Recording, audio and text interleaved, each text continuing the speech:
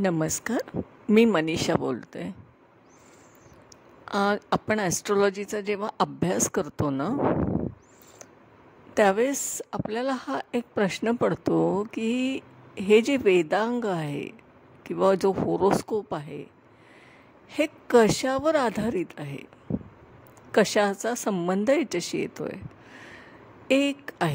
एक मुद्दा असा आहे, की लॉ ऑफ कर्मा म्हणजे कर्माचा सिद्धांत ह्याचा जर आपण थोडा अभ्यास केला तर असं लक्षात येईल किंवा जी आपली जी पद्धती आहे बोलण्याची किंवा आपण बोलीभाषेत पण म्हणतो की काय मी कर्म केलं होतं म्हणून त्याचं मला फलित असं मिळालं आहे.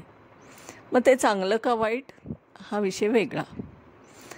तर हा जो कर्माचा भाग आहे ना आपल्या जीवनात, कर्माच्या सिद्धांतावर जे काय अवलंबून आहे ते आपल्याला होरोस्कोपशी रिलेट होत असतं.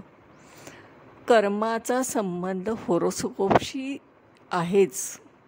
कसा आहे तर बघा, आपला जेव्हा जन्म होतो ना त्या मिनटा सेकंदाला जे काय अक्षांश रेखांश असतात, जे स्थान असतं, जी वेळ असते, जी तारीख असते, वार असतो, त्यावेळेस असंख्य कॉस्मॉसमध्ये घटना घडत असतात. मग तीच वेळ आपला जीव जेव्हा सिलेक्ट करतो आणि जन्माला येतो तो कर्म घेऊन येतो.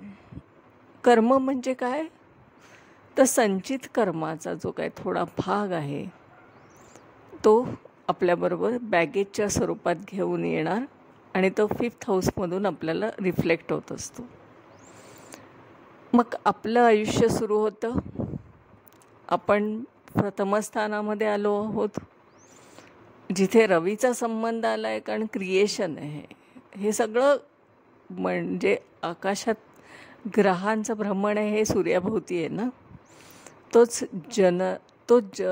तोच क्रिएटर आहे या सगळ्याचा. म्हणून प्रथम स्थानामध्ये त्याचाच अधिकार आहे खरा.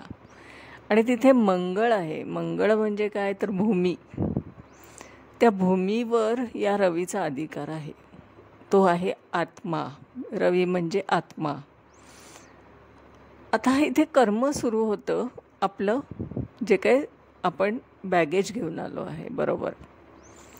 मग हे सगळा हा जो प्रवास आहे तो धनस्थानातून, तृतीय स्थानातून, चतुर्थ स्थानातून, पंचम, षष्ठ, सप्तम, हे जे सगळं जे दृश्य स्वरूपात जे आहे ते आहे मटेरियलिस्टिक लाईफ. इथे आपण काय करतो, आपलं कर्म हे आउटसाईड म्हणजे आपल्या बाह्य जगतात करत असतो, कम्युनिकेट करत असतो. म्हणून 3rd हाऊस हे कम्युनिकेशन आहे. बघा, सारखं कम्युनिकेट करणं, जगाशी रिलेट होणं, बाहेरच्या जगाच्या बाह्य जगाशी रिलेट होणं आहे.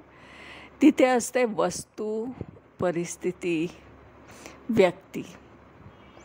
परिस्थिती निर्माण होते बाहेर, त्याचं रिफ्लेक्शन होतं आपल्या मनावर, आपल्या आतल्या जर्नीमध्ये, आपल्या आत्म्याला.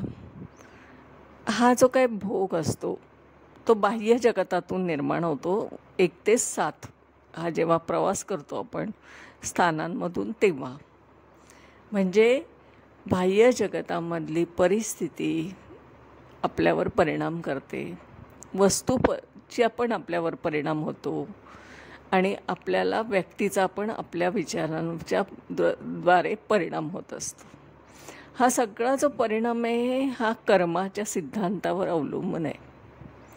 मग हा कर्म म्हणजे काय तर जी व्यक्ती तुमच्या आयुष्यामध्ये येते ती तुम्हाला कधी सुख देते, कधी दुःख देते किंवा यातना होतात. मग याचा अर्थ काय तर हे पास्ट लाईफ कर्म असतं आणि या कर्माच्या सिद्धांतावर हे ज्योतिषशास्त्र आधारित आहे. अष्टम ते 12 स्थान हे जे काय आहे म्हणजे 12वं व्ययस्थान, हा सगळा स्पिरिच्युअल पाथवे आहे.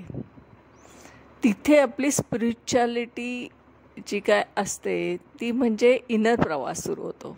आपला आतला प्रवास, आपल्या स्वतःचा शोध, आत्मशोध. होतं काय की त्या अष्टम स्थानामध्ये प्रभाव आहे शनीचा.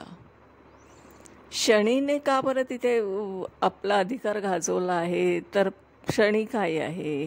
तर ज्या गोष्टी आपल्याला अंधारमय आहेत, कारण शनी हा शेवटचा ग्रह आहे आपल्या हिशोबात, तिथे आपला सूर्याचा प्रकाश पोचत नाही आहे, म्हणून तिथे अंधारमय जीवन आहे.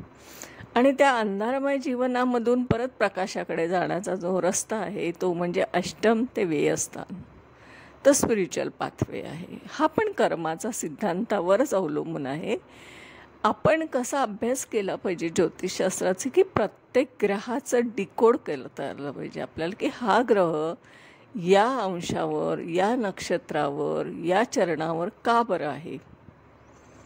मग त्याच्या संदर्भात आपण जेव्हा विचार करू तेव्हा आपल्या लक्षात येतं की हे कर्म आहे, कर्माच्या संदर्भात हा ग्रह आहे. तो आपल्याला वेगळा अभ्यास करून आपल्याला डिकोड करता आला पाहिजे. तो करणं म्हणजे ज्योतिषशास्त्राचा अभ्यास करणं आहे. आणि मग ते ग्रह ते स्थित असतात कुंडलीमध्ये, त्याच्यावरून आकाशातील ग्रहांचं भ्रमण चालू असतं. सेकंड मिनिटाला आपलं अलाइनमेंट होत असतं आपल्या कुंडलीशी, जे आकाशातलं ट्रान्झिट चालू आहे, भ्रमण चालू आहे ग्रहांचं. ते जे काय रिझल्ट्स येतात ना, त्यालाच आपण प्रिडिक्शन म्हणतो. आणि प्रिडिक्शन करणं ही एक कला आहे, ते लॉजिकल सायन्स आहे. आपल्याला लॉजिक जितकं जास्त डेव्हलप होईल, आपली बुद्धिमत्ता जितकी जास्त लॉजिकने चालू शकेल, करू शकेल, तेवढं प्रिडिक्शन परफेक्ट येत असतं. अभ्यास करायचा आहे म्हणजे काय, तर तुम्ही जे काय आहे ते कर्म त्या व्यक्तीचं काय आहे, कशाच्या संदर्भात आहे, आणि ते आत्ताच्या ट्रान्झिटमध्ये त्याची अलाइनमेंट काय झाली आहे, आणि मग ते घटना काय घडू पाहते किंवा घडली आहे, हा अभ्यास करणं म्हणजे खरं ज्योतिषशास्त्र. म्हणून कर्मावर आधारित हे ज्योतिषशास्त्र आहे, हे सिद्ध आहे. आपण हे पत्रिकांचा जेव्हा अभ्यास करतो ना, तेव्हा तिथे आपल्याला हे आढळतं. तर अशा पद्धतीने आपण अभ्यास करावा असं मला वाटतं. आजच्या दिवसात इथेच थांबते. धन्यवाद.